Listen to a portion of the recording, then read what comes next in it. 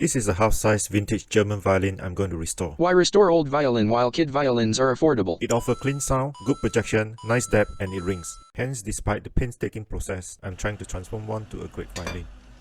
The very first step will be to remove the top plate of the violin.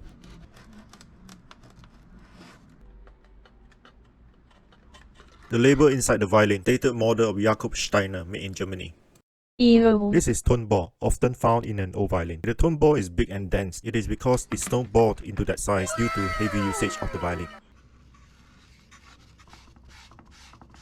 This violin has no corner block, so I'm making some and use it to enhance the violin structure.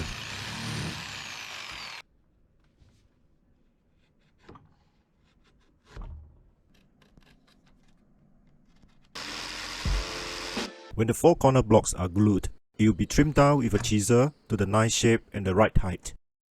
Now let's look at the fingerboard. You can see there is indentation and discoloration. The reason for discoloration is because the material used on the fingerboard is not ebony wood.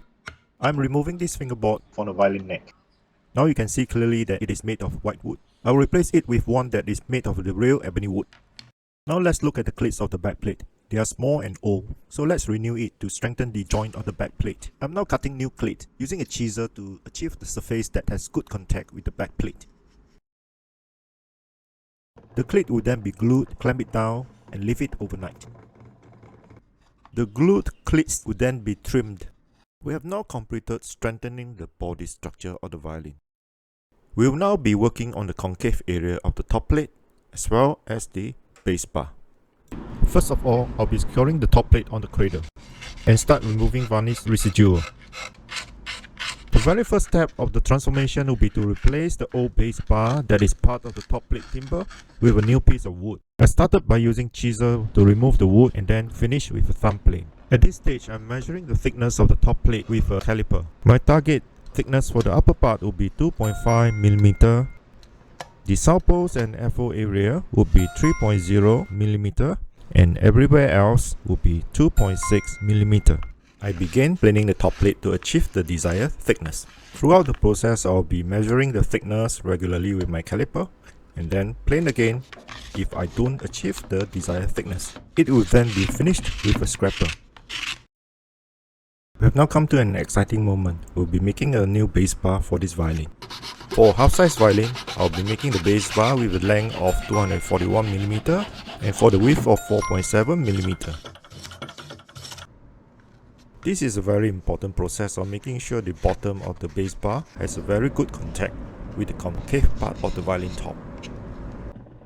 I'm now gluing the new bass bar to the concave part of the violin top, then clamping it for a day.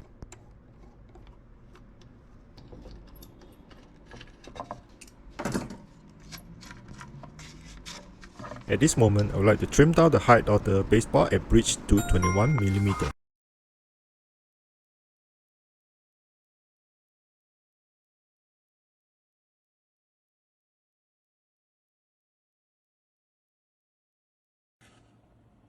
We are now ready to glue the top plate onto the body.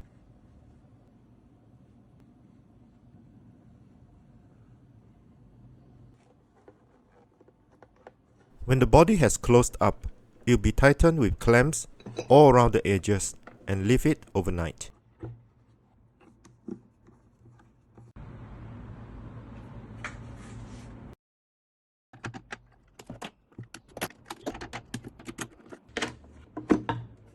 We will now move on to making a new fingerboard for this violin. For a half-size violin, I'll making one fingerboard with a length of 230 mm.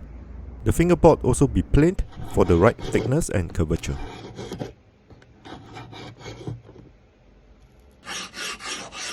Lastly, you'll be finished with file and sandpaper to achieve a nice and smooth surface. I'm gluing the top nut to lock down the position for the new fingerboard.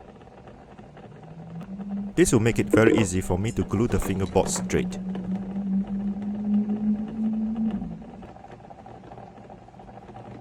I'm tightening the fingerboard with cable ties. The 3 cable ties and the clamp would hold down the fingerboard to the neck firmly. This will be then left dried overnight. We'll now move on to touch up the varnish and apply some coats of thin and clear varnish. This will serve as protection layer for the violin. For the final step of violin restoration, I'm installing a set of new ebony wood peg, as well as cutting a new sound post and a bridge. This half-size vintage violin has been given a new lease of life. Thank you for watching. Do subscribe to my video channel to show your support.